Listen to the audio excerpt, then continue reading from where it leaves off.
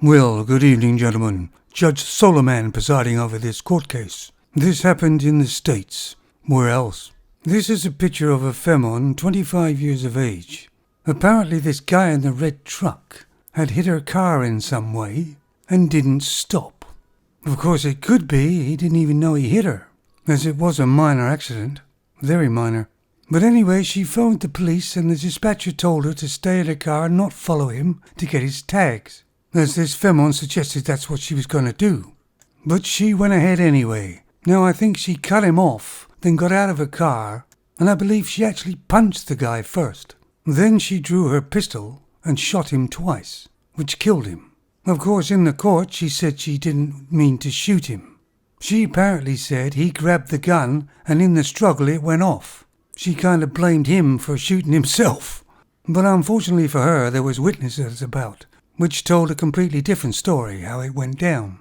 But that's just typical of a femon lying and blaming somebody else. It's pretty obvious she's got a bad temper about her, which is quite unusual for such a young femon.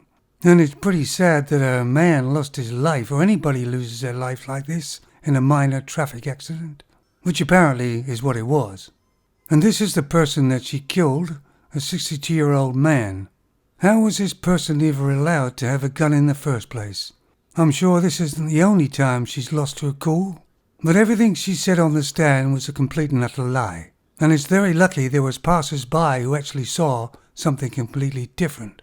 Thankfully, she was found guilty.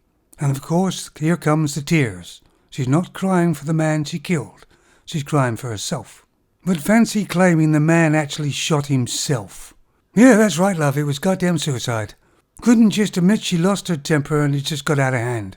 Apparently her sentencing is Friday.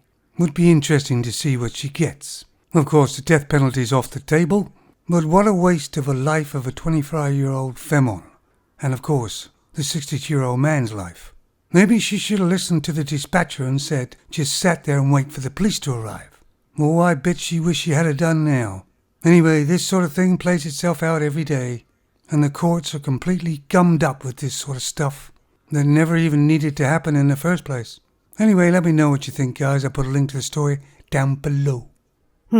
Judge Solomon, what's your verdict? Guilty. Throw away the key.